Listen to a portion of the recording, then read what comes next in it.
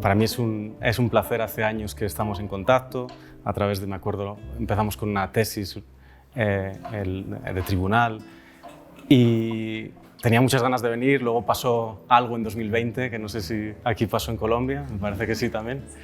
Así que tuvimos que retrasar todos estos planes, pero finalmente estoy aquí en Manizales, y digo Zales porque supongo que a muchos de vosotros os sonará un poco raro, pero no puedo cambiar la C y la Z, así que así voy a pronunciar.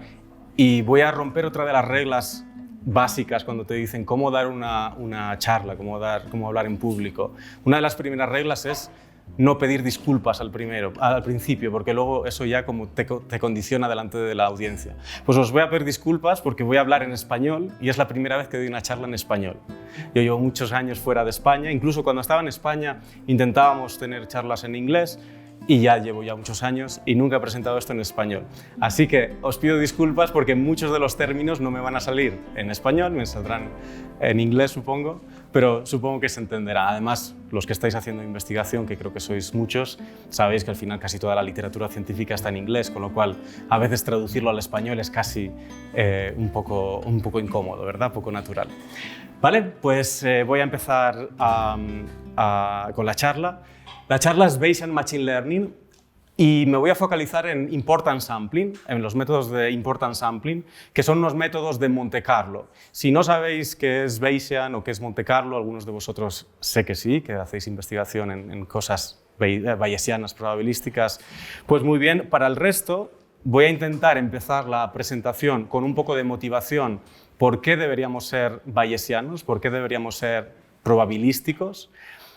De ahí vamos a ir pasando a qué maneras o qué desafíos entran una vez que somos bayesianos, cuáles son las dificultades y cuáles son los métodos que nos van a ayudar a afrontar estos problemas de Machine Learning desde el punto de vista bayesiano. Principalmente estos son los métodos de Monte Carlo, métodos de simulación, y una familia muy importante de estos métodos de simulación es la familia de Importance Sampling. Es una familia de métodos de simulación para aproximar integrales, para hacer inferencia bayesiana aproximada, ¿vale? O sea, con esto os estoy intentando decir ya toda la overview, todo el alto nivel de la charla que va a pasar en la siguiente hora.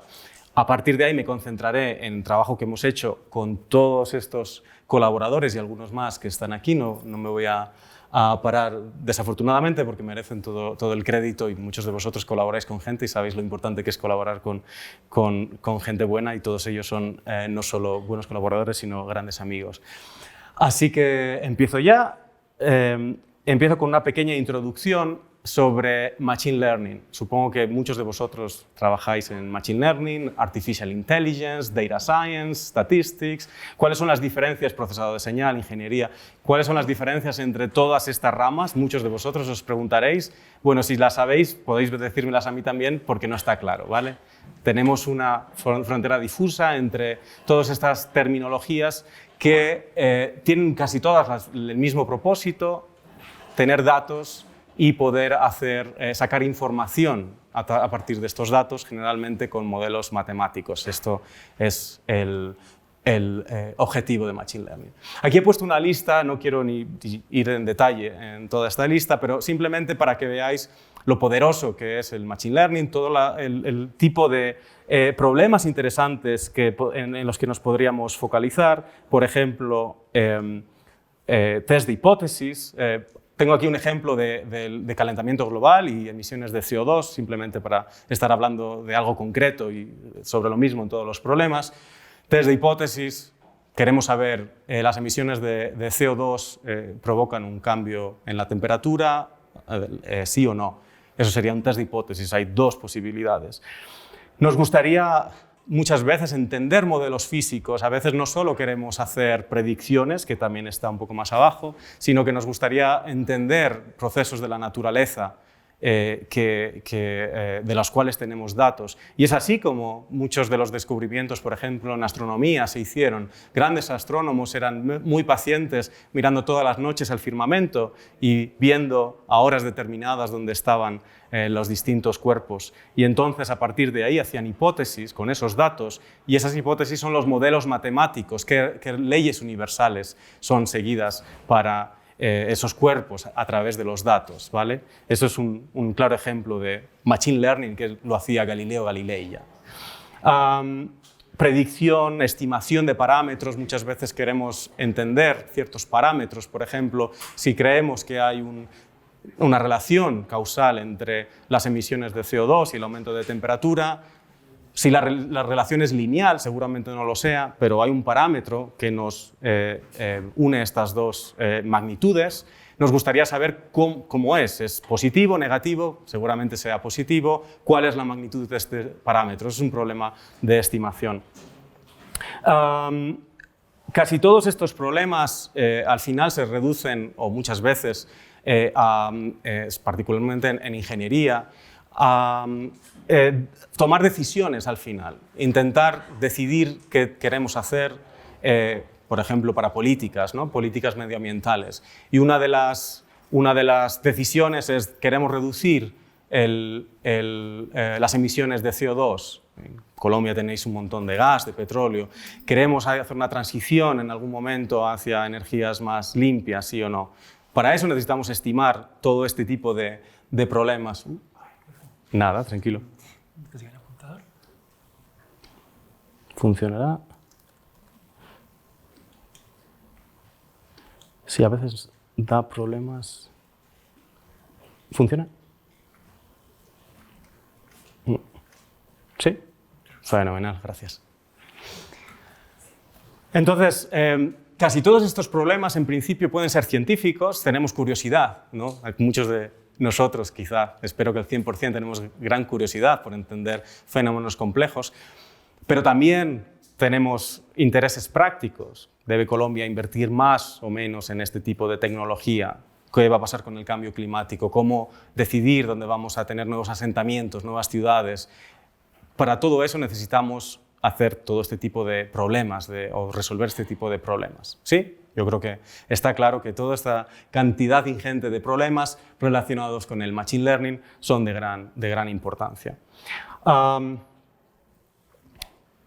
Segunda diapositiva o slide, y ya paso directamente a intentar convertiros a lo que llamamos la secta del bayesianismo. No sé si sois conscientes, o muchos de vosotros sí, durante muchas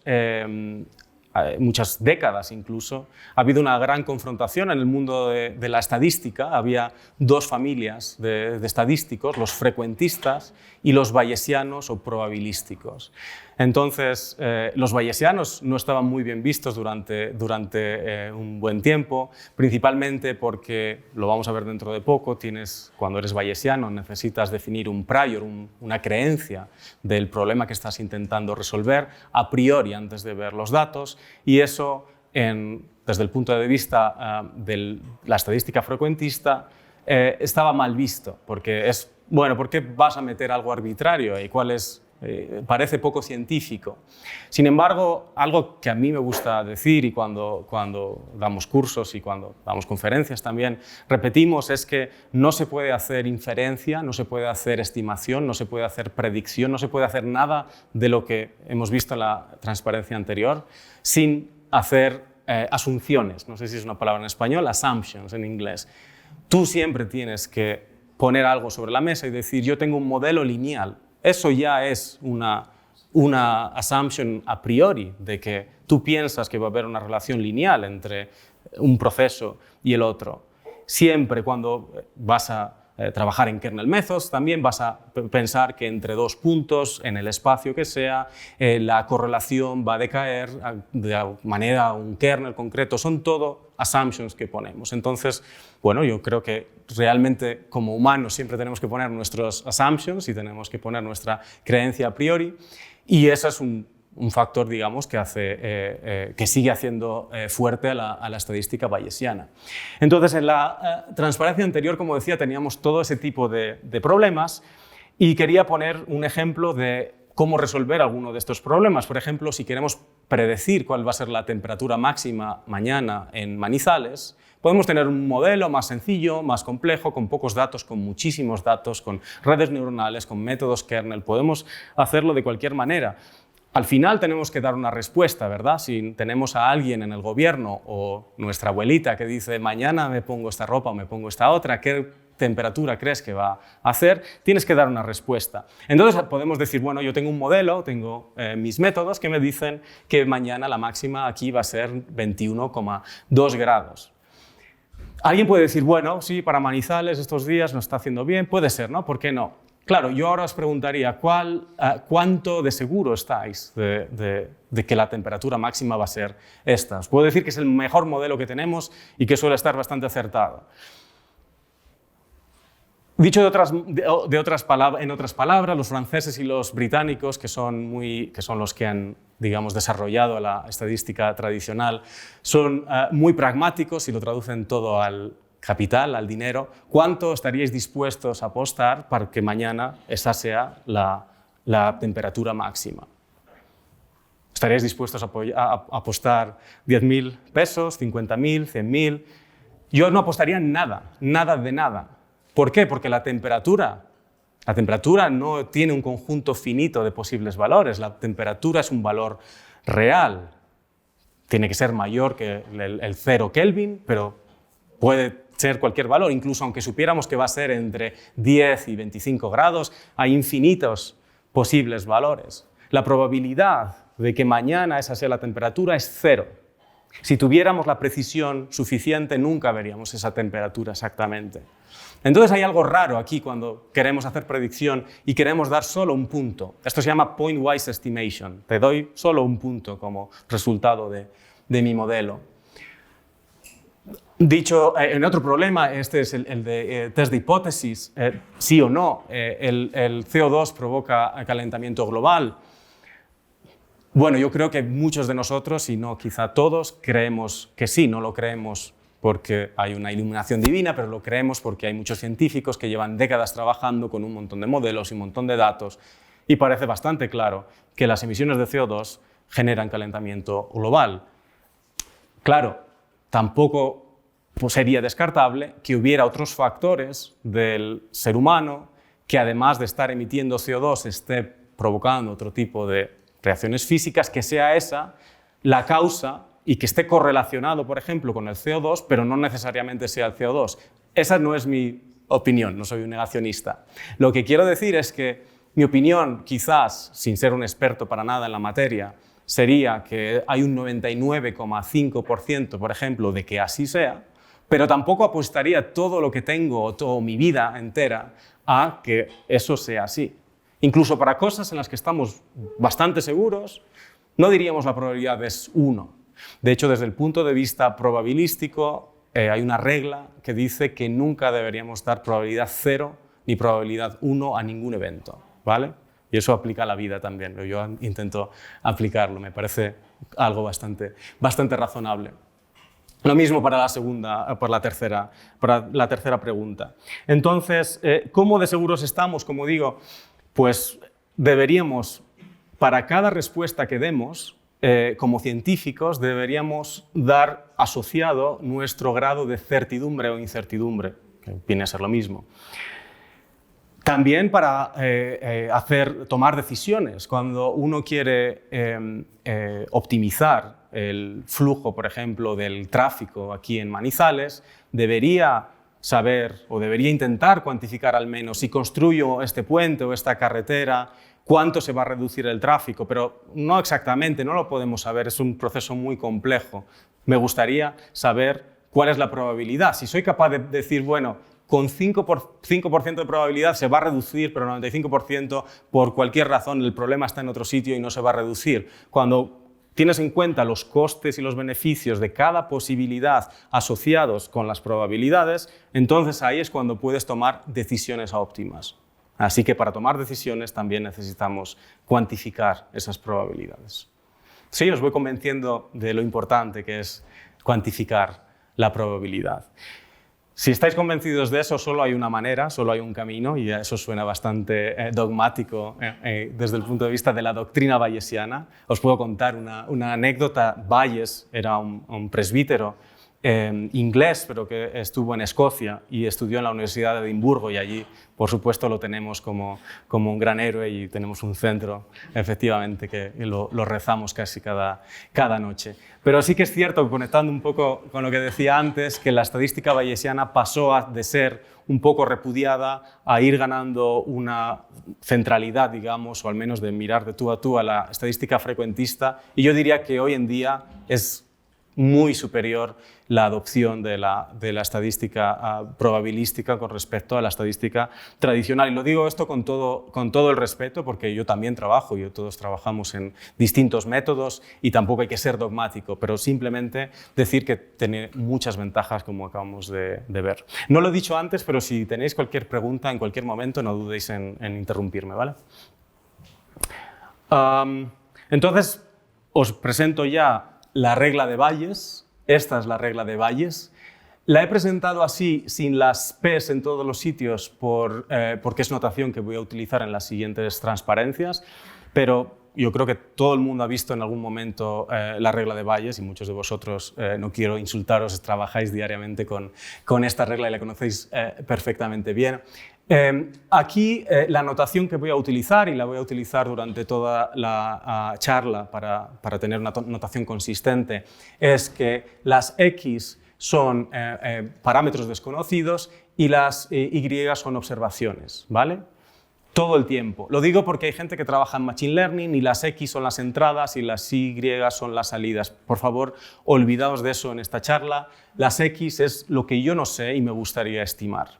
Entonces, de todos esos problemas que hemos visto antes, me voy a centrar en el problema de estimación. ¿Por qué? Porque cuando estimamos cualquier cosa, por ejemplo, parámetros de un modelo matemático, automáticamente seremos capaces de predecir, por ejemplo, cuál va a ser el futuro. Entonces, al final, la estimación es bastante central en todo este tipo de problemas de Machine Learning, ¿vale? Y vamos a reducirlo, vamos a focalizarnos en algo para poder ser precisos y para poder decir cosas razonablemente interesantes sobre la estadística bayesiana y cómo hacer inferencia bayesiana aproximada, como vamos a ver dentro de poco. Entonces, claro, si yo X no lo conozco, no lo observo, me gustaría estimarlo, me gustaría saberlo, para mí, desde el punto de vista bayesiano, esto es una variable aleatoria. Y eso, que para muchos es obvio, para otros no siempre es tan obvio. ¿Por qué? Porque si hay un parámetro que yo no conozco, o cualquier cantidad, la temperatura máxima mañana en Manizales, y no lo conozco, alguien puede decir, no, hay un valor que es el verdadero, el que se va a medir en el termómetro, en la estación de donde sea mañana. Desde el punto de vista probabilístico, todo lo que no sabemos es una variable aleatoria. No hay un valor real. Y eso es también un cambio de paradigma o de mentalidad. No hay un valor real, no lo sabemos. Y hay cosas que quizás, como la temperatura mañana, las vamos a medir. Y hay otras cosas que nunca sabremos con certidumbre, nunca tendremos acceso a medir exactamente el parámetro en cuestión, ¿vale? Entonces, la variable aleatoria X es el parámetro que no conozco. Como es una variable aleatoria, vamos a suponer que es una variable aleatoria real en dimensión de X, entonces está definida con una distribución, y en este caso con la función densidad de probabilidad. Esta es la función densidad de probabilidad de la variable aleatoria cuando la condiciono a los datos. Las Y son los datos, ¿vale? ¿Sí? ¿Está clara la notación? Y lo que observo, X lo que no observo. Esta es lo que se llama la posterior. Esta es la likelihood, que es la probabilidad de los datos dado el parámetro. Esto es el prior, el término que decía antes que era algo con cierta controversia, que no lo es tanto como discutíamos. Y esto es una constante. Esta z es una constante. Si lo pensáis, esto es una distribución. Imaginad por un segundo que esto es una gaussiana. Entonces esto va a ser 1 partido de raíz de 2, pi, sigma cuadrado, la exponencial, etcétera, etcétera, ¿verdad? Y va a ser es una función de x. Vale, esto de aquí es una función de x también. Esto de aquí es una constante. Y es una constante que es necesaria para que este objeto de aquí matemático sea una función de densidad de probabilidad. ¿Qué debe cumplir una función de densidad de probabilidad? Debe ser en todo el dominio de x no negativa, para que no podamos asignar probabilidades negativas a ningún set. Y cuando lo integro en todo el dominio, debe integrar a 1. De manera que esta constante de normalización es exactamente tomar este producto de dos funciones en x, lo integramos y esa es precisamente z. De tal manera que cuando lo divido por z, ahora todo esto integra 1 y tenemos una función de densidad de probabilidad. ¿Sí? ¿Está claro? Bueno, pues esta z, esto que estoy diciendo, que si lo veis claro, pues parece obvio. Si esto integra 1, esto tiene que integrar a z para que cuando lo divido, la integral de ese ratio sea igual a 1. Esto es el mayor dolor de cabeza de la estadística bayesiana. ¿Por qué? Porque en algunos modelos matemáticos, no vamos a entrar en detalles, esta integrar esto de aquí, que no sé si lo tengo quizás más abajo, no la tengo aquí, esta integral de aquí se puede resolver de manera cerrada. Lamentablemente, en matemáticas, y yo creo que todos lo sabéis, la gran mayoría de integrales no tienen solución. No es que no sepamos la solución, no es que nuestro conocimiento científico esté lejos, pero llegue algún día a encontrar la solución, es que sabemos que no hay solución. No hay una fórmula cerrada en la cual yo vaya a encontrar una constante cuando integro esta función en el numerador. Y eso es un problema. Eso es un problema porque cuando yo tenga mi modelo matemático, y el modelo matemático desde el punto de vista bayesiano son dos cositas muy sencillas, la likelihood, cómo los datos están relacionados con esos parámetros que no conocemos, 1, y 2, la prior, mi conocimiento a priori de ese parámetro. Con esos dos modelos matemáticos, cuando yo vengo aquí y enchufo, cuando particularizo para los datos que tengo, yo debería ser capaz ya de integro todo esto, me encuentro esta constante y ya tengo todos los elementos para decir, esta es mi posterior, y ya está. ¿Qué quiere decir mi posterior? Bueno, quizás si no habéis trabajado en inferencia bayesiana, esto es ir muy rápido, pero quiere decir que para cualquier set en el espacio de X, yo puedo darte la probabilidad asociada. Eso que suena genérico, algo concreto, yo puedo calcular la f de p de la temperatura máxima mañana en Manizales, va a ser en dimensión 1, porque la temperatura es en dimensión 1, y puedo decirte no cuál va a ser, porque no lo sé, porque es una variable aleatoria, y decirte 21,2 grados sería, decíos eso, sería mentiros, pero sí que puedo dar probabilidades a distintos intervalos, sets, en la recta real, y puedo dar una probabilidad asociada a que la temperatura máxima esté entre 20 y 22 grados, por ejemplo, o entre 19 y 23, que va a ser mayor que la de entre 20 y 22. O puedo intentar caracterizar la probabilidad de un evento raro, extremo, que mañana superemos los 25 grados acá. Quizás la probabilidad es poca, pero eso es lo que yo quiero cuantificar. Entonces, el mensaje que quiero transmitiros es que si yo tengo este objeto, esta posterior aquí, esta función densidad de probabilidad, luego puedo hacer lo que quiera con ella. Puedo daros el máximo posterior y la mediana, la media, la probabilidad de que exceda cierto valor o la probabilidad de que esté en cierto intervalo. Sí, os convenzo de la utilidad de no deciros cuál es la temperatura exacta, pero caracterizar toda la función de densidad de probabilidad. Problema, constante de normalización. Entonces, esta constante de normalización, como digo, normalmente no la tenemos. En la notación que voy a seguir a partir de ahora, espero que no os confunda, solo por aliviar un poco la notación. Voy a quitar los datos, pero no quiere decir que no estén. O sea, simplemente la notación no va a estar. Esta va a ser la posterior, esto integra 1, es una función en x que integra 1, y esta es una función que integra a z, ¿vale? Esta va a ser el producto entre la likelihood y la prior. Como decía, una vez que tengo esta posterior, esta h es una función genérica y puede ser cualquier cosa, ¿vale? Entonces podría ser la función indicador de mayor de 25 grados, y sería justo lo que os decía. Cuando calculo esto, como esto va a ser 0 para es de menos infinito hasta 25 y 1 desde 25 hasta infinito. Cuando calculo esto, si fuera capaz de calcularlo, sería exactamente la probabilidad de que la temperatura exceda 25 grados mañana. ¿Sí? ¿Motivado? Pues como digo, el problema está en integrales que no sabemos resolver.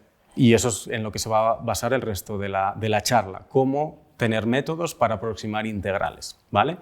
Antes de saltar a esos métodos, decíos que principalmente hoy en día en la comunidad de Machine Learning hay dos grandes familias de métodos en las cuales cuando me encantaría, insisto, espero haberos convencido, tener esta posterior porque es súper útil, pero no puedo, voy a aproximarlo, y los dos son métodos de aproximación bayesiana, voy a aproximarlo de dos maneras muy distintas.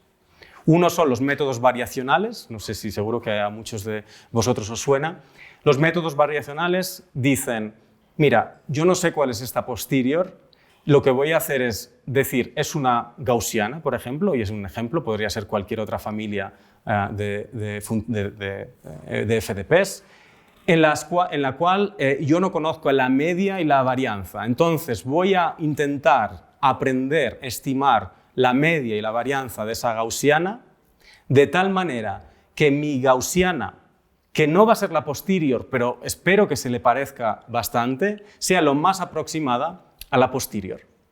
Por ejemplo, minimizando una divergencia. Una divergencia es una métrica que te dice cómo de lejos están dos distribuciones, cómo de diferentes son. La KL, por ejemplo, ¿vale? Métodos variacionales.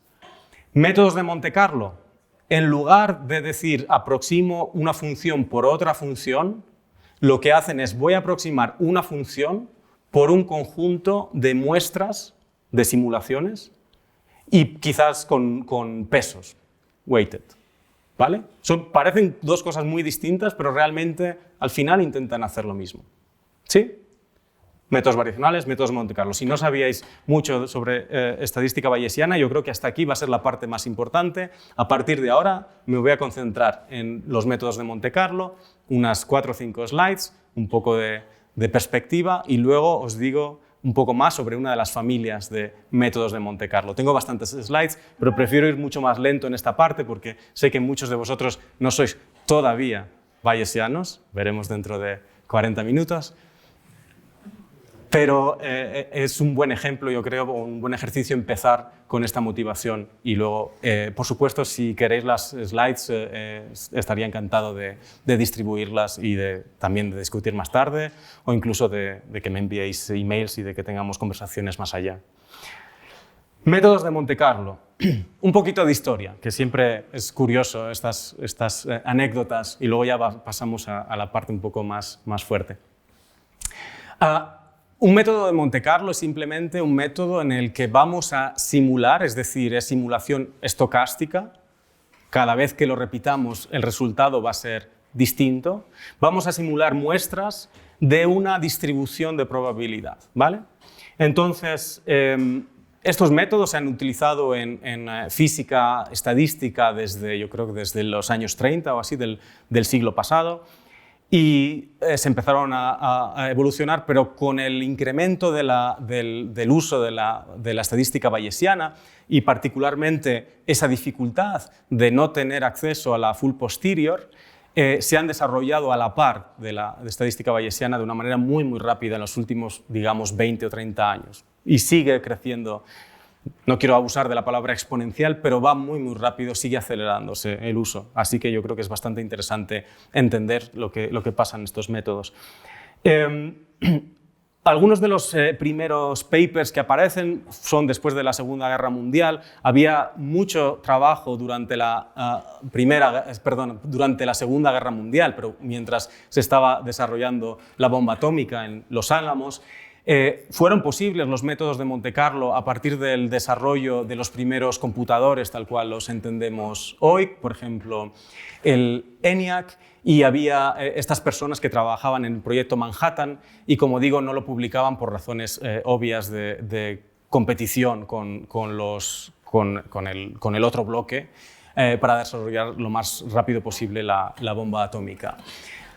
Hubo una serie de métodos iniciales, no voy a entrar en detalles. Sí que es curiosa la anécdota de Enrico Fermi. Enrico Fermi, creo que es un premio Nobel de física, si mal no recuerdo. Era un hombre italiano muy simpático y que le gustaba bromear mucho con sus estudiantes de doctorado, como muchos de vosotros, y entonces era una persona que dormía poco. Entonces, muchas veces el día anterior, a la última hora de la noche, discutía con sus estudiantes. Vamos a ver qué va a pasar en este experimento físico, un experimento que tenían del mundo real, el mundo físico. Y entonces lo dejaban por la noche, tenían, no recuerdo exactamente los detalles, pero son partículas que estrellan en algún material y luego cuentan el número de impactos o la probabilidad de que impacten las partículas. Por la noche él no dormía mucho, entonces empezó a desarrollar los métodos de Monte Carlo, de tal manera que empezó a simular lo que las partículas del mundo físico hacían de verdad, de tal manera que con métodos rudimentarios pero muy ingeniosos de Monte Carlo, era capaz de dar buenas estimaciones desde el punto de vista estadístico, que es lo que estamos tratando hoy, de lo que pasaba en el mundo físico real. Al día siguiente por la mañana llegaba y decía: he soñado que el experimento va a dar un resultado de esta magnitud, más o menos. Y realmente se aproximaba mucho, porque los métodos de Monte Carlo, bien hechos, pueden aproximar estas cantidades, estos parámetros que estamos buscando de manera muy precisa, y los estudiantes se quedaban alucinados con el gran genio, hasta soñando es capaz de tener intuiciones. Bueno, una de las consecuencias también de la anécdota es que no hay genios, sí que hay genios y hay gente muy lista, pero no solo es ser listo, sino también trabajar y dormir poco. No sé si es algo que queríais oír, pero a veces también ayuda a hacer el doctorado. Bueno, más allá de esta anécdota, a partir de los años 50 ya se empezó a publicar mucho más, y Metropolis tiene este paper que recomiendo encarecidamente, porque no es un paper científico sobre la historia del desarrollo de los métodos de Monte Carlo en Los Álamos, como decía, a la par del desarrollo de la bomba atómica, y da nombre, junto con Hastings, a un método que es el Metropolis Hastings, que es uno de los métodos de Monte Carlo más famosos. No sé si os suena. Hay MCMC, Markov Chain Monte Carlo. Metropolis Hastings es uno de los métodos más utilizados. Una vez pasada la historia y las anécdotas, vamos un poco a la notación y a la parte estadística. Como decía antes, la X va a ser nuestra variable aleatoria, esta sigue siendo la posterior, y a mí me gustaría estimar esta integral de aquí. Esa integral, en muchos casos, como digo, va a ser, no va a tener una solución cerrada. ¿Qué podemos hacer? Bueno, podemos simular muestras, y muchos de vosotros lo hacéis en vuestra investigación, simular de una gaussiana, por ejemplo, cuando queremos ruido gaussiano, en Python, en R, en MATLAB, se puede simular todas las muestras que quieras, simulas, y entonces una vez que tienes estas n muestras, eres capaz de aproximar esta integral. Antes de aproximar esta integral, me gusta explicarlo con esta reflexión. Cada uno lo ve de una manera, hay muchas maneras de explicar por qué esto funciona, pero una de las maneras es decir, cuando yo simulo de una distribución y tengo n muestras de esa distribución, estas n, lo que estoy haciendo es aproximar esta distribución por este tren de deltas de Dirac. ¿Vale? La delta de Dirac, recordad, es un objeto un poco peliagudo, pero se puede definir como toma el valor infinito en este punto, en donde está la muestra, 0 en el resto, y tiene una integral de 1. Entonces, cuando yo integro esto, cada una de estas deltas integra a 1, como es 1 partido de n, entonces todo esto integra a 1. Parece válido como aproximación de una FDP que debe integrar a 1, ¿vale? Entonces, si me compráis esta manera de ver la simulación como una manera de aproximar esta posterior, entonces podemos decir, mira, yo tengo esta gaussiana, esta FDP, creo que es de media 0 y varianza 1, simulo 200 muestras, la altura representa el peso de la muestra, todavía no he hablado de pesos, pero digamos que aquí todas contribuyen, no sé si ha pasado algo, sí, todas contribuyen de la misma manera, aquí 1 partido de n,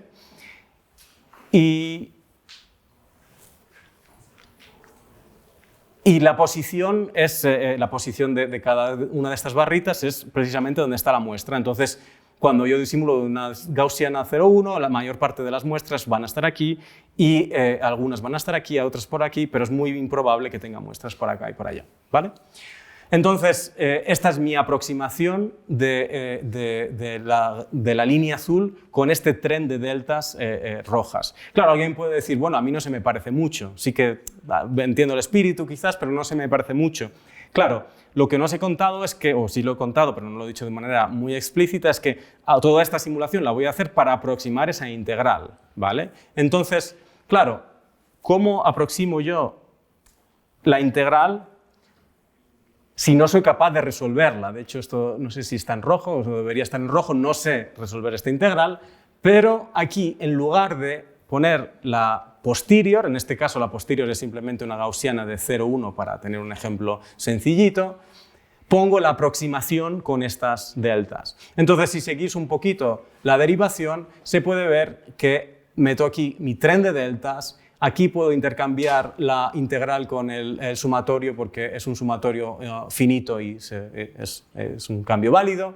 Y entonces al final acabo en este estimador. Este es el estimador de Monte Carlo más clásico que existe. Se llama Naive Monte Carlo, Standard Monte Carlo, Direct Sampling, tiene todos esos nombres, pero al final es estándar Monte Carlo, Vanilla Monte Carlo. Tengo esta distribución, tengo este integrando aquí, simulo de esta parte y evalúo en esta parte. Esto es lo que estoy haciendo. He simulado mis n muestras de aquí y estoy evaluando la función h en las n muestras. Hago el promedio y este es mi estimador de Monte Carlo. Fácil, ya está. Con esto soy capaz de aproximarlo. Por ejemplo, si quiero aproximar la media de esta gaussiana, que alguien podría decir, qué tontería, si sabes que es 0, bueno, es un toy example, simulo mis 100 muestras, hago el promedio, como esto es más o menos simétrico, tengo las mismas más o menos a los dos lados y más o menos como una imagen especular, entonces en este caso con mis 200 muestras mi estimador es este, vale, no es 0, pero este valor de aquí está muy cerca de 0. Entonces esto es Monte Carlo, esto es el estándar Monte Carlo, simular de una distribución y construirme este estimador de aquí. ¿Es esto válido? Es válido de muchas maneras, en el sentido de que hay tiene mucho sustento teórico detrás. Por ejemplo, ese estimador es insesgado. Es insesgado porque la esperanza del estimador, la esperanza de este estimador de aquí, es exactamente la integral. De hecho, no está aquí la prueba, pero bueno, me lo podéis creer y si no lo podéis buscar en un libro, o mejor lo podéis intentar hacer los que os pille muy lejos, creo que es un ejercicio interesante, que la esperanza de este estimador es igual a la integral que estamos buscando. Además, hay una ley de los grandes números, que es que cuando yo tendo el número de muestras, o partículas también se llama a veces, a infinito, mi estimador converge a la cantidad en la que estoy interesado. Esta cantidad que la he definido aquí arriba, es simplemente la integral, ¿vale? Es una manera de definirlo. Es decir, que este estimador, si yo sigo sacando muestras y evaluándolas aquí y hago el promedio, va a tender al valor real de la integral. Y además hay un teorema del límite central que en algún momento ese estimador va a tener una distribución, porque ese estimador, como depende de muestras, es también una variable aleatoria y en algún momento esta variable aleatoria estimador va a tener una distribución gaussiana, tiende a tener una distribución gaussiana, ¿vale? Todo garantías teóricas de que Monte Carlo funciona, de que tiene una base teórica muy fuerte, ¿vale? Pues con esto casi ya estaría la charla, porque os acabé diciendo, o empecé diciendo, ser probabilista bayesiano es súper útil. El pequeño problema es que no sabemos estimar la constante de normalización, pero la podemos aproximar, ¿vale? Te venimos a Monte Carlo, aproximamos esa constante de normalización, que sería una integral, pues esa es la integral que intentamos aproximar, tendremos el número de muestras a muchas y ya está, hemos acabado nuestra tarea. Bueno, como siempre, siempre hay buenas noticias y malas noticias, si no, no tendríamos trabajo como investigadores, siempre hay problemas y de eso vivimos, de los problemas. Suena un poco pesimista, pero es así. Entonces, esto está muy bien, pero hemos ido muy rápido, por ejemplo, cuando os he dicho que simulamos aquí, simulamos de la posterior. Claro, cuando tú tienes una gaussiana, es posible simular muy fácilmente, pero cuando tú tienes no digamos una distribución rara, sino una función de la cual no sabes si pertenece a alguna familia, si es una gamma, si es una gaussiana, si es una student t, y seguramente no sea ninguna de esas distribuciones, que es lo que pasa normalmente en la mayor parte de los modelos matemáticos, entonces no podemos hacer esto, no podemos simular de la distribución que sale aquí en el integrando. Entonces, ¿qué hacemos? Bueno, pues eso es lo que Importance Sampling, que es prácticamente la parte final de la charla, aunque ocupa una gran parte, es lo que va a venir a ayudarnos. Importance Sampling nos va a ayudar cuando yo no sepa simular de esta distribución, tan sencillo como esto, ¿vale? Si sabemos, una vez más, si sabemos simular de esta distribución, casi ya hemos acabado. Si no sabemos simular de esta distribución, tenemos que ir a otros métodos de Monte Carlo más avanzados. Y os diría que hay muchos métodos de Monte Carlo, pero si queréis salir de aquí con algunas ideas clave para luego investigar o tenerlo presente en el futuro, por si los métodos de Monte Carlo se cruzan en vuestra investigación, decíos que las dos principales familias de Monte Carlo son Markov Chain Monte Carlo, MCMC, e Importance Sampling, ¿vale? MCMC no voy a hablar hoy, os he hablado muy brevemente de Metropolis Hastings, pero no hemos visto ni el algoritmo, y os voy a hablar de esta segunda, otra familia de Importance Sampling. ¿Más o menos está clara la visión global? Porque yo creo que es importante tener un poco de perspectiva. Pues vamos a Importance Sampling. Importance Sampling sigue siendo, diría igual, preserva esas garantías teóricas que acabamos de ver en la última transparencia, igual que el Monte Carlo tradicional, y va a relajar las constraints, las necesidades o lo que nos impone el Monte Carlo de toda la vida, que es que yo pueda simular de pi tilde, de la posterior. En Importance Sampling no es necesario que sepas muestrear de la posterior. Un poco de refresco de la notación, acordaos, pi tilde es la posterior, esta pi de aquí es una función que es no negativa, pero que no integra 1, integra z, de tal manera que cuando divido ya integra z y esta es una FDP, ¿vale? Importance Sampling es un método súper sencillo, extremadamente sencillo. Es casi tan sencillo, casi tan sencillo como el estándar Monte Carlo que acabamos de ver. Si os acordáis, en estándar Monte Carlo simulábamos de la posterior, ¿verdad? De pi tilde. Bueno, aquí vamos a simular de Q. Y Q la vamos a llamar proposal. Es la proposal. Es una distribución que no os estoy diciendo cuál es y que de hecho puede ser casi cualquier cosa. Puede ser una gaussiana, puede ser una gaussiana, puede ser una student t, puede ser. ¿Con qué parámetros? En principio, con los que queráis. Pues suena muy bien, pero dentro de poco vamos a ver por qué, aunque todo es posible, no todo es bueno. Suena un poco como la vida misma, ¿no? Entonces, primer paso, muestreo, sampling. Segundo paso, el peso, el weighting.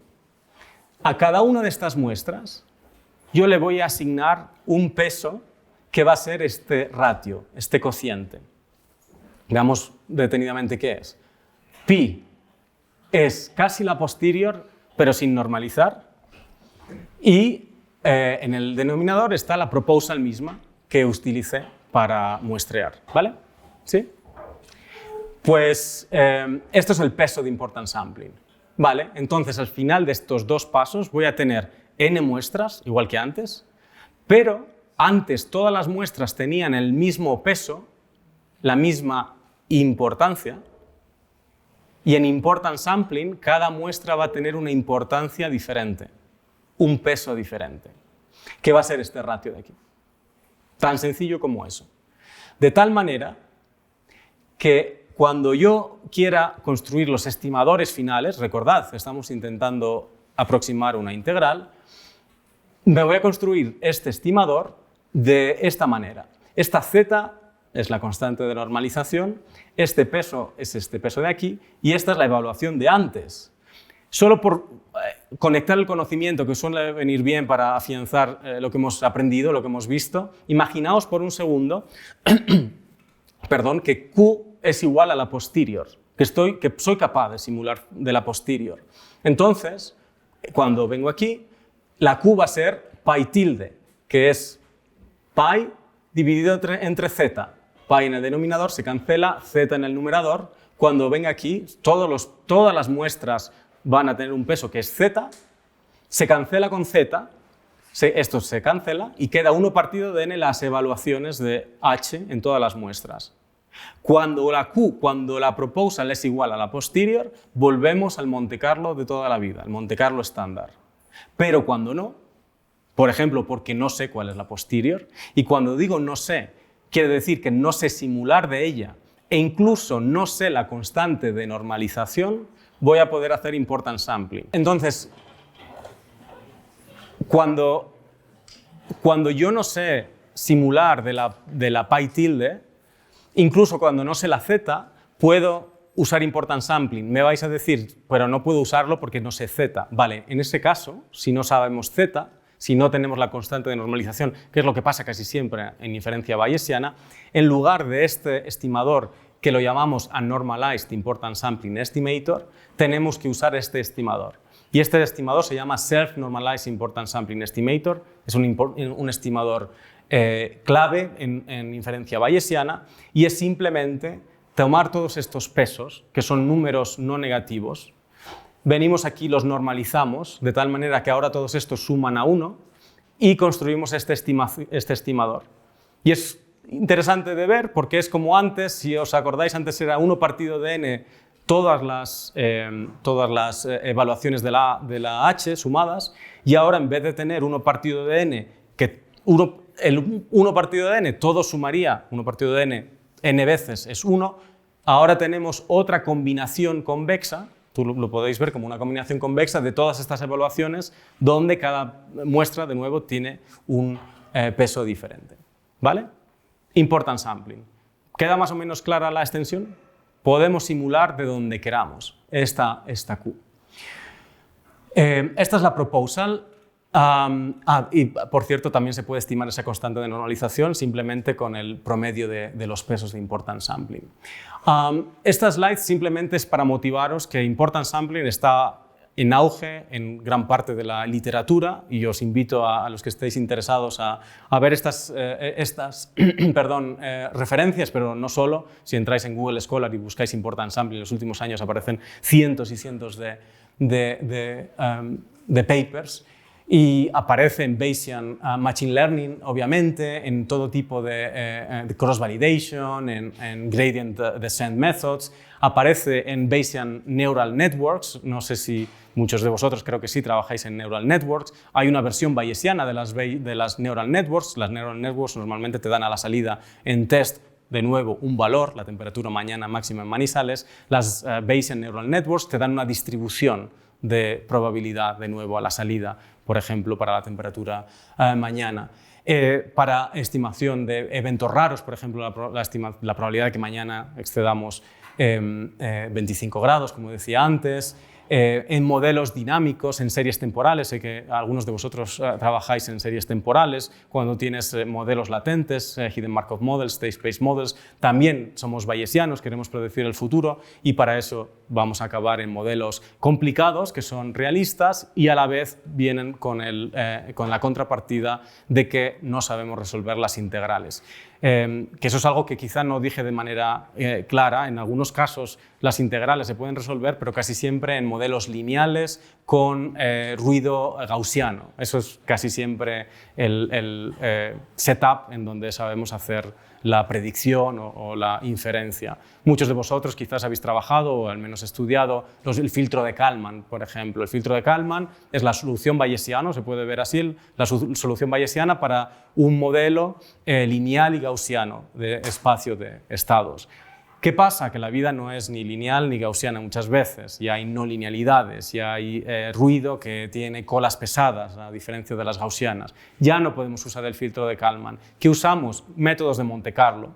La contrapartida del filtro de Kalman, cuando vamos a modelos mucho más complejos y más interesantes también, porque tienen más expresividad, son capaces de modelar procesos complejos y realistas, son los filtros de partículas, que son filtros de Monte Carlo. En vez de aproximar o en vez de calcular, como el filtro de Kalman, la predictiva de mañana de la temperatura, por ejemplo, con una gaussiana de tal media y tal varianza, la vamos a aproximar con un conjunto de muestras pesadas. Esos son los filtros de partículas, si alguna vez los oísteis. Son métodos que están basados en importance sampling.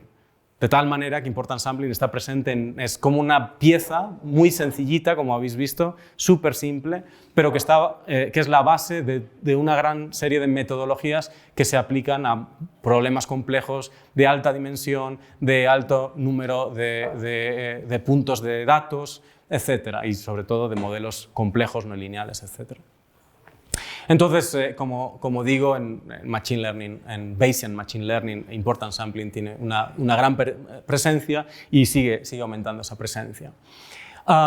Voy a contaros muy brevemente la motivación de las dos secciones que vienen luego, y luego voy a pasar casi de puntillas por las secciones para daros unas pinceladas de por qué es importante la investigación que se está llevando a cabo en métodos de importance sampling, pero falta un hilo conductor o una motivación de lo que viene ahora. Y es, de nuevo, os he dicho, por simplificar, no podemos decir todo muy rápido, la Q es una proposal, es una distribución de la cual vamos a simular. Y os he dicho también que puede ser casi cualquier cosa. Y también os he dicho que no porque sea cualquier cosa, todas las opciones son buenas. De hecho, hay opciones que son malísimas y otras que son fantásticas. ¿En qué medimos malísimo o fantástico? Normalmente en la varianza del estimador. Si yo simulo 100 muestras, mi método Monte Carlo tiene 100 muestras, me gustaría que mi método me dé una respuesta, una estimación, lo más cercana al valor real que tiene la integral, ¿verdad? Y que si lo repito otra vez vuelva a estar cerca, y si lo repito otra vez con 100 muestras vuelva a estar cerca. ¿De qué depende que sea eso así o no? De que tenga alta varianza o baja varianza, como me gustaría tener, de la selección de la proposal. Depende de si elegimos una buena Q o una mala Q, tendremos un estimador con baja varianza, si es buena, o con alta varianza, si es mala. La varianza del estimador, del primer estimador, por simplificarlo un poco, que os he puesto antes, tiene esta forma. De nuevo hay una integral aquí que aunque quisiéramos caracterizarlo de nuevo, es como Inception, esa película, como volvemos a tener para caracterizar el estimador de Monte Carlo que usamos para resolver integrales, tenemos su varianza que tiene otra integral que tampoco sabemos resolver, pero bueno, eso es un problema que se nos va acumulando. Pero esta es la forma en la que tiene la varianza ese estimador, y como vemos aquí está esta Q, y esta Q minimiza esta varianza cuando es proporcional más o menos al cuadrado, o a la raíz cuadrada, perdón, de esta parte de aquí. ¿Qué quiere decir? Que esto de aquí, olvidémonos del valor absoluto, pero si vemos esto, es que casi es el integrando de la distribución. Es decir, que la proposal óptima es aquella que pone masa proporcional al integrando.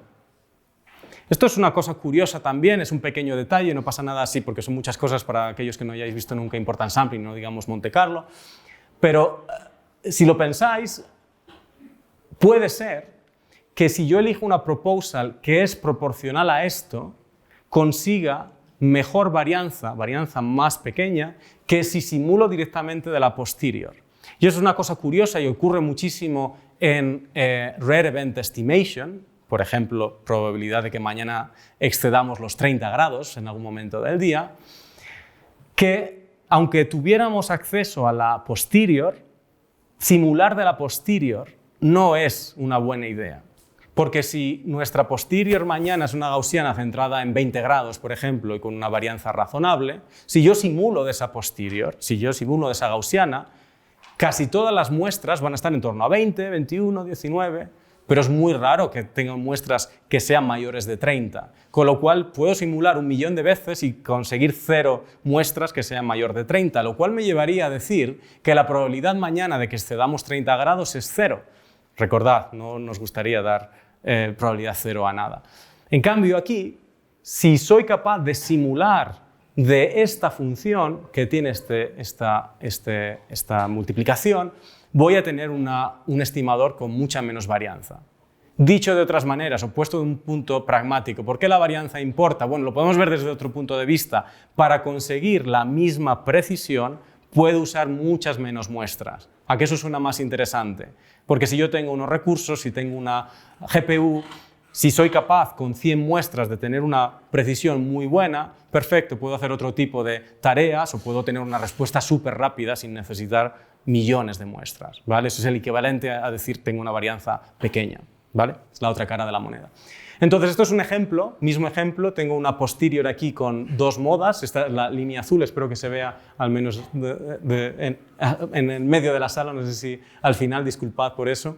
Esta es la posterior y esta línea roja discontinua, es la proposal.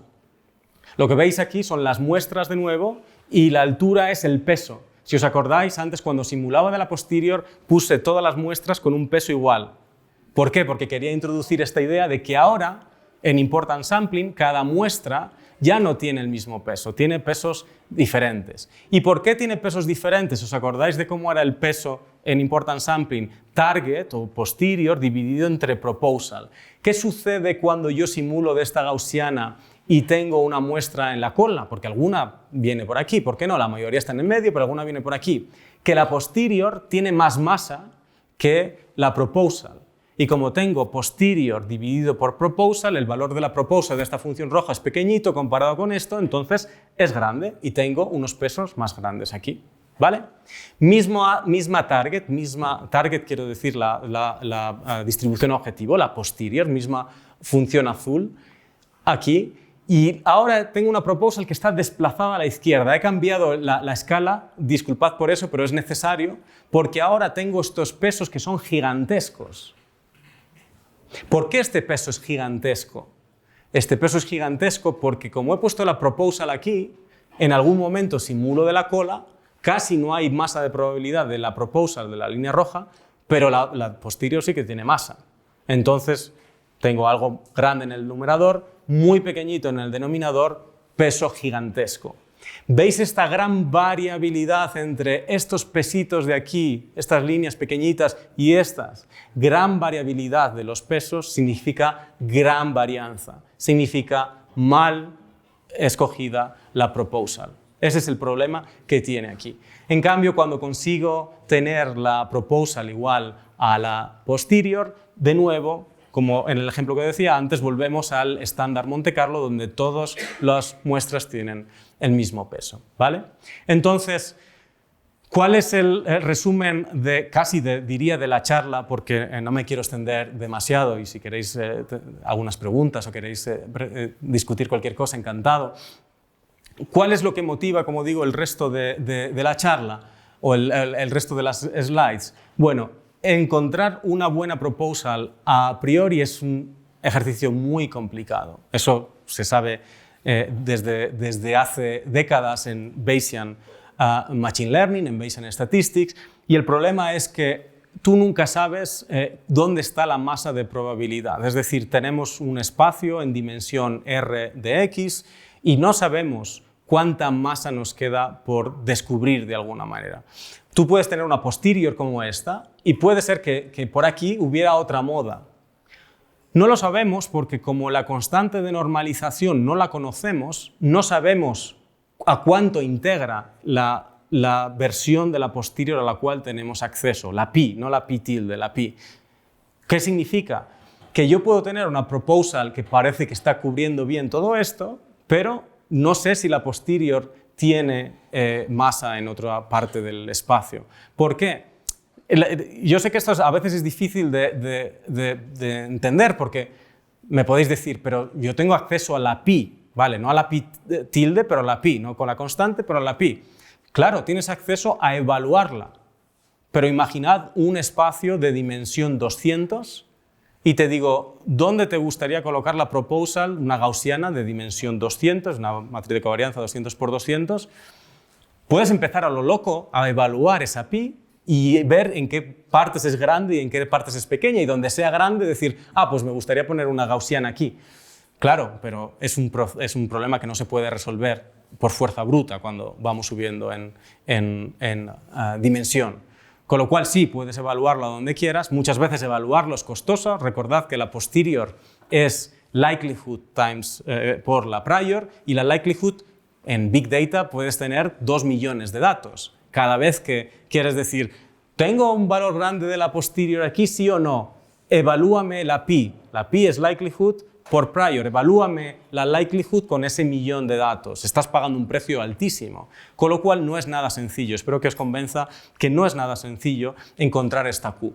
¿Cómo lo podemos resolver? Bueno, hay dos maneras de resolver, o al menos de disminuir este error y de atacar el problema. Una es, vale, si yo no sé dónde tiene la posterior la masa de probabilidad, me gustaría usar más de una proposal.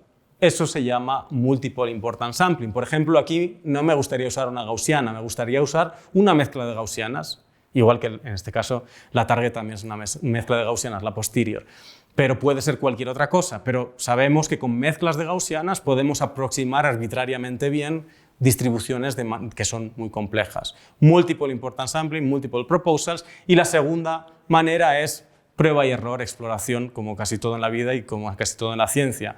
Yo empiezo con una proposal, quizás no es buena, pero cuando yo simule y evalúe la posterior, porque lo necesito para construir los pesos, quizás me doy cuenta de que estos pesos son gigantescos. ¿Qué quiere decir? Que aquí hay masa de probabilidad que no estoy cubriendo bien con la proposal. Quizá puedo mover mi proposal hacia allá. Entonces, iterativamente, puedo adaptar, adaptive importance sampling, mis proposals, ¿vale? Con lo cual estas dos maneras de atacar el problema son las que dan pie a estas dos grandes secciones. No sé si tengo quizá 5 minutos para... ¿Sí? ¿Ningún problema? Entonces os quiero dar unas pinceladas de multiple importance sampling, otras de adaptive importance sampling, y con eso tenemos ya una visión bastante completa de importance sampling por hoy. Multiple importance sampling, como digo, si mi target es complicada o no sé dónde tiene la masa de probabilidad, ¿puedo tener dos proposals en lugar de una? Sin ningún problema. Puedes tener las que quieras. En este caso voy a tener la proposal azul y la proposal roja. Si entre las dos cubren más o menos bien la target, pues puedo hacer un buen trabajo. Claro, la pregunta ahora es, si yo tengo dos proposals, antes cuando tenía una simulaba mis n muestras y luego evaluaba los pesos de importance sampling. Recordad, pi dividido entre q. Ahora tengo dos proposals. ¿De dónde simulo las n muestras y cómo calculo los pesos? Bueno, cuando yo empecé a trabajar en esto, ya hace muchos años, me pareció obvio, no me pareció ni una pregunta científica. Y hemos estado trabajando igual 8 años en este problema, que es una de las cosas interesantes en ciencia, que nunca sabes dónde va a estar un problema interesante. Porque aunque muchos papers, muchos métodos se centraban en adaptar las proposals, algo que os voy a enseñar muy rapidito, de una manera muy esquemática en un momento, muy pocos daban importancia a cómo simulo y cómo construyo esos pesos de importancia cuando tengo varias proposals. De hecho, encontramos 3 tipos de papers, y aquí están 3 ejemplos de esos 3 papers, donde cuando tenían múltiples proposals, hacían el sampling y el weighting de una manera. Y lo hacían ni siquiera justificándolo, como si fuera la única manera de hacerlo. Lo que pasa es que cada paper lo hacía de una manera diferente, que es lo que nos pasa muchas veces como científicos también, que creemos que lo que hacemos, bueno, pues no es la única manera de hacerlo, y está muy bien pensar por qué hacemos cada una de las cosas. Nos pasa a todos y nos seguirá pasando, pero bueno, es bueno estar atentos. Entonces, el primer método es decir, bueno, vamos a simplificarlo, voy a volver aquí un segundo, vamos a simplificarlo y voy a decir que tengo n proposals, digamos 3 proposals, n igual a 3, y quiero 3 muestras exactamente.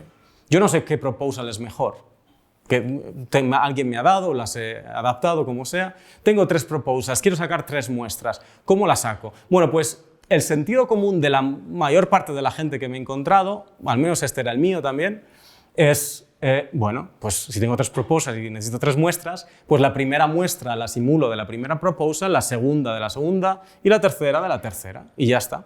¿Y el peso de importance sampling? Bueno, pues si hace unas slides hemos visto que el peso de importance sampling es target dividido por proposal, pues si la primera proposal, la primera muestra la simulé de Q1, entonces tiene que ser pi dividido entre Q1, y para la segunda, pi dividido entre Q2.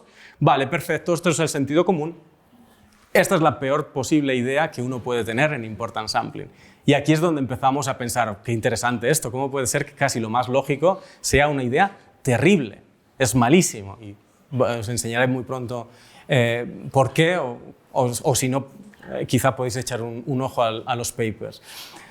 Segunda manera, bueno, si yo tengo 3 proposals y no sé cuál es mejor, pues puedo decir que lo que tengo realmente es una mezcla de 3 proposals. 1 partido de 3, la suma de todas las Qs, que es lo que llamo aquí el psi, ¿vale? Tengo esta. Entonces digo, vale, pues ¿por qué no simulo de la mezcla? ¿Cómo se simula de una mezcla? Sacas con cierta probabilidad el coeficiente o el peso asociado a cada una de las proposals, en este caso tienen el mismo peso, 1 partido de 3, y una vez que haya elegido cada una de las proposals, ya simulo de esa proposal. Entonces simulo IID de la mezcla y el peso, que es pues target dividido por proposal. Si mi proposal es la mezcla, pongo la mezcla en el denominador. Está bien, lo que pasa es que a veces vamos a usar mucho o más de una vez una de las proposals y no vamos a usar algunas de las otras proposals, ¿vale? Y luego descubrimos este método que ya existía, que se llama Balance Heuristic, también Deterministic Mixture, que hace una cosa bastante curiosa. El sampling lo hace como la primera opción. Primera muestra, primera proposal. Segunda muestra, segunda proposal. Pero en el peso, en el denominador, lo hace como la segunda opción. Pone la mezcla. Y esto era un poco raro para nosotros, porque desde el punto de vista casi filosófico de importance sampling, es engañar, es mentir. Nosotros sabemos que en el denominador tiene que ir la proposal de la cual simulaste, pero la primera muestra la simulaste de Q1. ¿Por qué al peso 1 le pones la mezcla total? Bueno, hay muchas maneras de verlo, pero esto funciona, es válido, los estimadores son insesgados, son consistentes, y no solo eso, sino que es una gran idea y funciona de maravilla. Entonces, una vez que empezamos a estar confundidos, hay muchas preguntas que empiezan a surgir. ¿Por qué todo esto es válido? Y hay otros que sean válidos, hay algunos de estos que sean mejores que otros, y si es así podemos mostrarlo. Entonces tenemos este paper, del cual casi nos voy a hablar, en el que tenemos todo este framework, que es un buen punto, yo diría, para aprender sobre importance sampling, multiple importance sampling, donde discutimos cuáles son las condiciones en las cuales tú puedes hacer el sampling con multiple proposals y que sea válido, qué pesos de importance sampling puedes construir y que sea válido, y al final una implementación de importance sampling, pues tienes esta manera de simular, tienes esta manera de construir los pesos y esto es válido. Recuerdo que importance sampling es tan sencillo como simulas de alguna manera, la que sea, te generas los pesos de alguna manera, la que sea, y luego ya construir los estimadores con las muestras pesadas. Bueno, pues construimos estas reglas para que cuando tengamos varias proposals lo hagamos de una manera válida. Insisto, estimadores consistentes, baja varianza, etcétera, etcétera. Estos son distintos esquemas, distintos tipos de hacerlo. Me voy a saltar. Bueno, este es el ejemplo de las 3 proposals. Si simulo directamente de esa mezcla, como digo, puede ser que use la proposal número 3, no sé si se entiende más o menos, tengo 3 proposals, ¿cómo simulo de una mezcla? Esto quiere decir que la primera muestra la voy a simular de esta mezcla, de manera aleatoria, con probabilidad de 1 partido por 3, me elijo una de las proposals, es la 3, y luego simulo de la 3, ¿vale? Aquí vuelve a salir la 3, ¿por qué no? Puede salir otra vez lo mismo, porque es con replacement. Y aquí sale la 1. Simulo cada una de estas 3 muestras y lo que podemos ver es que si construimos los pesos de esta manera, los estimadores con estas muestras y estos pesos, estos 3 de aquí, son válidos. Pero si construimos los pesos con esta mezcla extraña, también es válido. Y si construimos los pesos de esta manera, también es válido. Otro método distinto, bueno, más el sampling más lógico, ¿no? Si tengo 3 muestras, de nuevo, primera muestra, de la primera proposal, segunda muestra de la segunda proposal, tercera muestra de la tercera proposal. Si uso estos pesos es válido, pero os dije, esto es el sentido común, horrible, funciona fatal, no deberíamos usarlo nunca. En cambio, si utilizo lo que llamamos N1, el malo, digamos, y N3, el bueno, si pongo la mezcla en el denominador, funciona mucho mejor. Y cuando digo funciona mucho mejor es que pues, tuvimos bastante suerte, después de buscar un poco, de encontrar este teorema y de poder demostrar que para cualquier problema, para cualquier posterior, para cualquier función que aparezca en ese integrando hx por la posterior, para cualquier conjunto de proposals, hay una jerarquía de las varianzas de todas estas maneras de hacer multiple importance sampling. Y sin entrar en detalles, el sentido común, al menos el mío, yo me acuso, es la peor manera posible y esta manera de poner en el denominador todas las proposals es la mejor manera posible, es la que tiene menos varianza y es la que uno debería usar. Aquí comparamos esa manera mala con esa manera buena y simplemente deciros que la manera mala en este caso tiene esta varianza de 6.000 y pico y esta, en este caso, la varianza buena, el esquema buena, tiene 0,01. Es decir, cuando hablo aquí de que es mejor, no hablo de que es un poco mejor. Estoy hablando de que hay 6 órdenes de magnitud de menos varianza, lo cual quiere decir que puedes usar 6 órdenes de magnitud menos de muestras y tener la misma varianza en los dos. La diferencia entre que funcione y no funcione, básicamente. Me voy a saltar la intuición de por qué es así, podemos discutirlo si queréis, y simplemente os voy a contar algo que es bastante obvio si hemos seguido hasta aquí la parte de importance sampling y de multiple importance sampling. Adaptive importance sampling es ir un paso más allá y decir, mira, yo tengo mis n proposals, igual que en multiple importance sampling, ¿vale? N proposals. Simulo como quiera, a poder ser de esa manera N3 que os he dicho que demuestra que tiene una varianza más baja.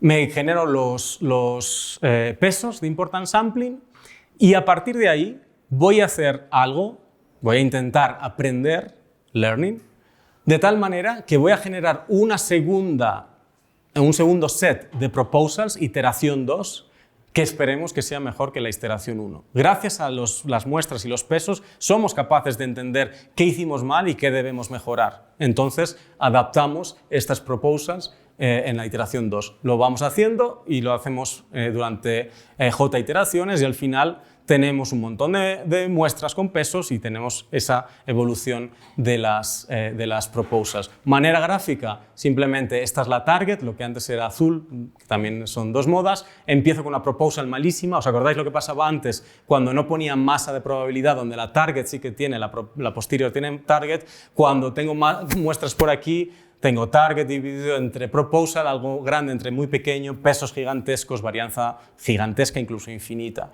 Me doy cuenta de ese problema, no pasa nada, mi segunda proposal en iteración, esto debería ser j igual a 2, ya es un poquito mejor, ya cubre más. ¿Verdad que esta se parece más a la target que esta a la target? He aprendido algo, he movido la media, he ensanchado la varianza. Y esta en la iteración 3 se parece más, no digo que sea igual, pero digo que al hacer el sampling y el weighting voy a tener estimadores que aquí van a ser muy buenos, órdenes de magnitud comparado con esto. ¿Vale? Esto es Adaptive Importance Sampling.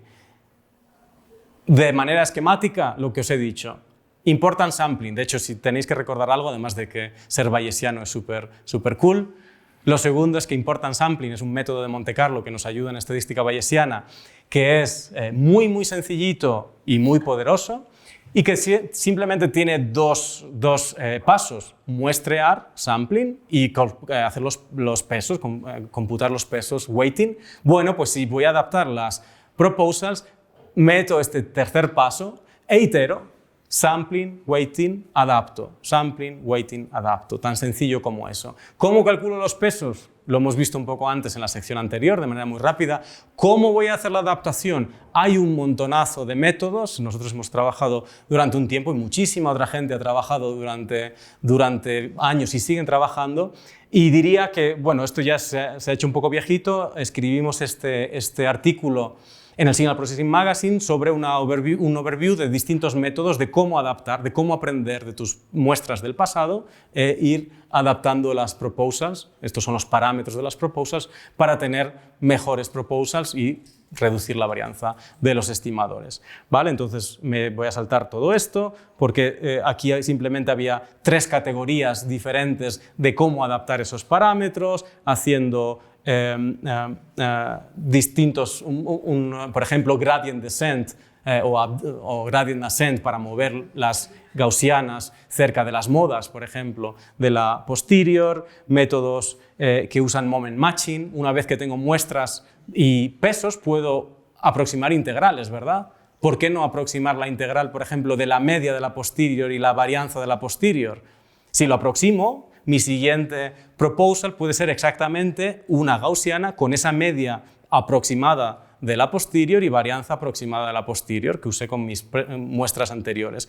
Una vez que tenga esa mejor proposal, vuelvo a hacer lo mismo y cada vez mi estima de la media y de la varianza de la posterior va a ser mejor. Esos son los métodos de moment matching y luego hay una tercera familia de métodos de resampling que no voy a entrar aquí. Y simplemente esto es un ejemplo gráfico, voy a acabar con unas conclusiones. Espero de nuevo haberos convencido de que es fundamental dar uncertainty quantification, cuantificar la incertidumbre de cualquier tarea de aprendizaje que estéis llevando a cabo en vuestra investigación, que cuando hay cosas buenas siempre viene algo malo también asociado y que lo poderoso que es la estadística bayesiana trae asociado de que vienen integrales que no sabemos resolver, que podemos resolver con métodos de Monte Carlo y particularmente con métodos de importance sampling. Hay un montón de investigación y de interés en multiple importance sampling y adaptive importance sampling para seguir teniendo garantías teóricas como las que he mostrado muy brevemente antes,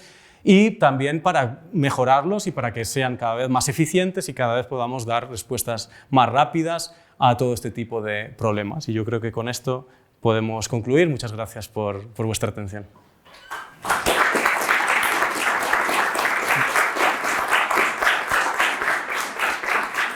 Gracias. ¿No sé, alguien tiene preguntas, comentarios para el profe Víctor? Hola, tengo una pregunta como rica.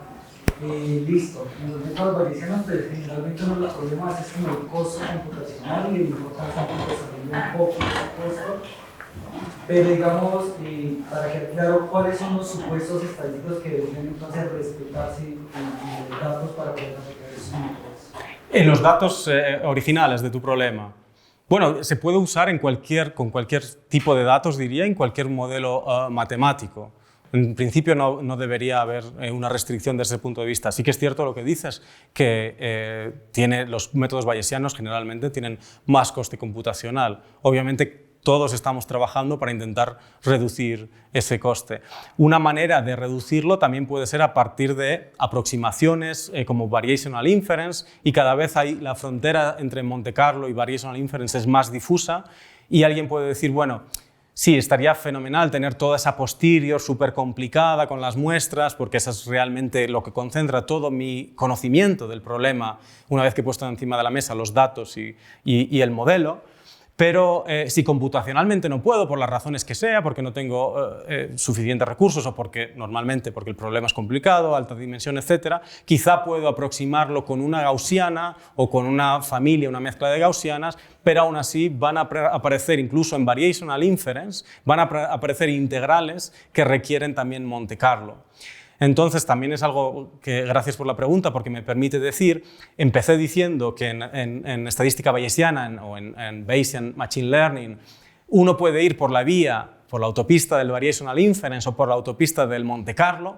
Diría que esa es una visión de hace 10 o 15 años. Ahora es mucho más difuso, como digo, porque los métodos de Variational Inference requieren Monte Carlo, y los métodos de Monte Carlo, una de las maneras, por ejemplo, de aproximar o de mejorar, de adaptar esas proposals, es a través de métodos de optimización como Variational Inference. Entonces, cada vez está todo mucho más mezclado y es mucho más interesante porque uno, de manera inteligente, puede extraer los beneficios de esas dos grandes autopistas de métodos, diría. ¿Alguna pregunta, comentario?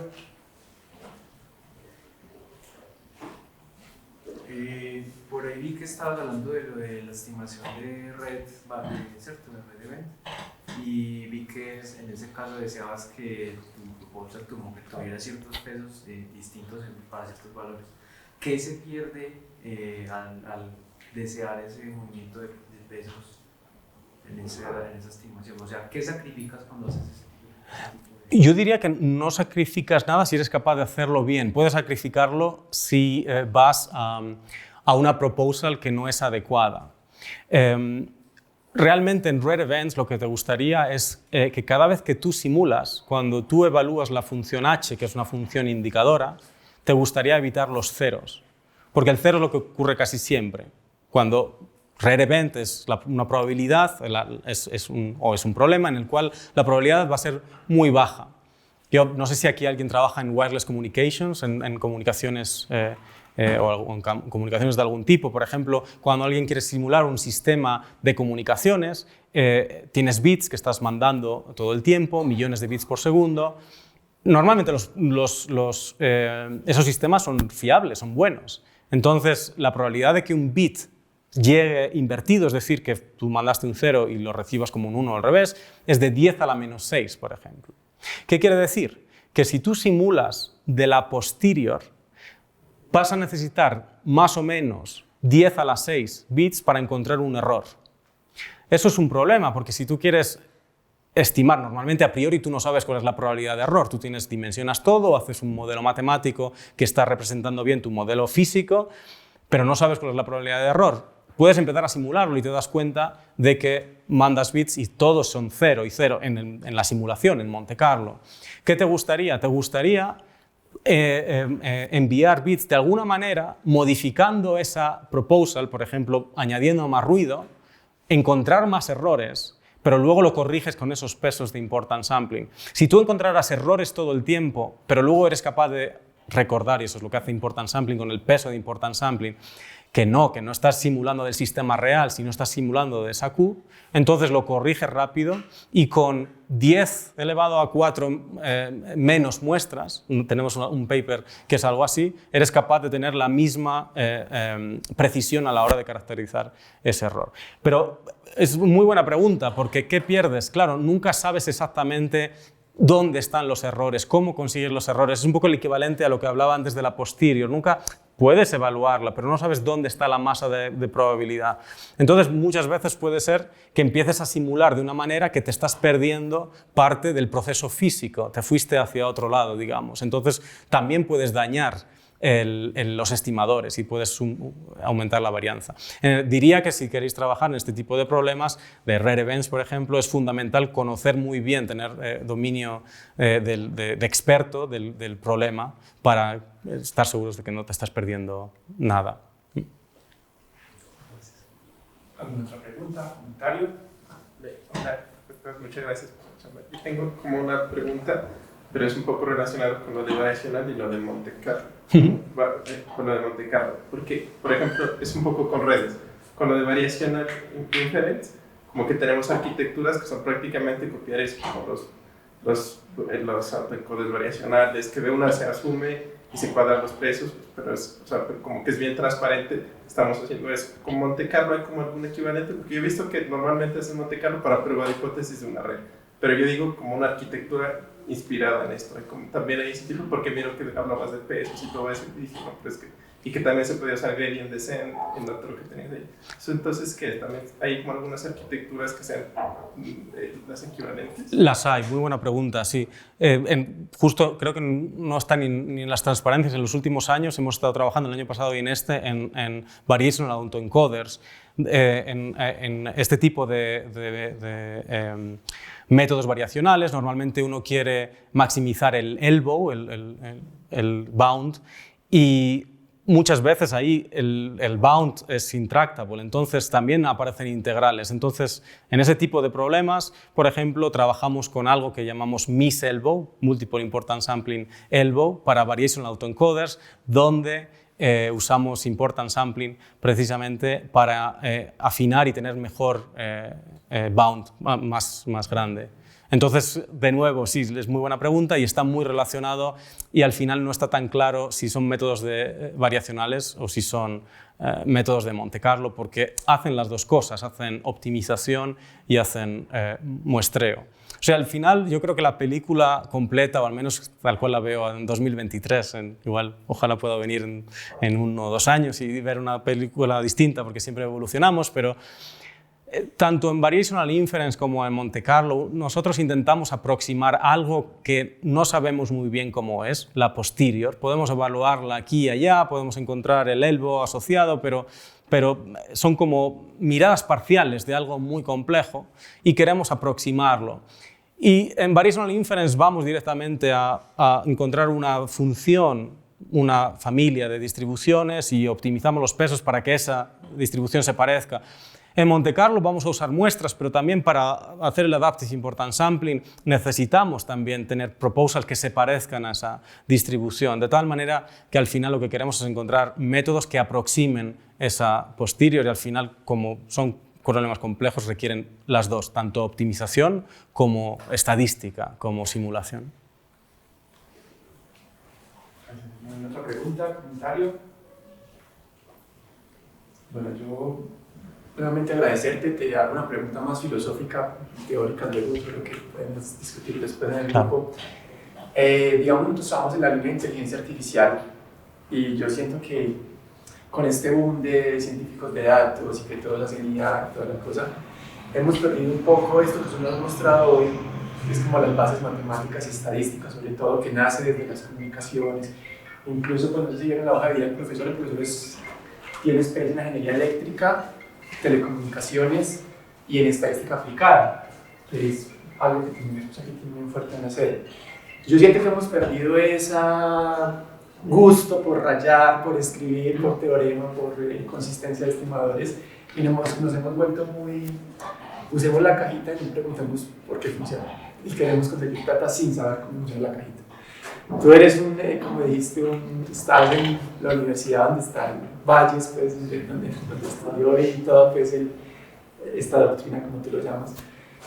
¿Cómo haces tú con tus estudiantes y en la universidad para que no se pierda ese gusto por la matemática y la estadística con todo este boom de NLP, ChatGPT, superservidores, que muchos papers se vuelven, tengo 1000 GPUs y tengo el supercomputador y lo pongo a correr? ¿Cómo están manejando eso en el centro? De pronto para que motives a los muchachos de pregrado, maestría, doctorado. Y yo en mis cursos trato de motivarlos para que no pierdan ese gusto por la matemática y la estadística, porque siento que la estamos perdiendo y me da mucho susto que la perdamos. Qué buena pregunta. Porque es que los verdaderos avances y la innovación verdadera nace desde estas cosas. Entonces no sé si les puedes contar tu experiencia para que los motives a que... Me encanta la pregunta y la respuesta es difícil también.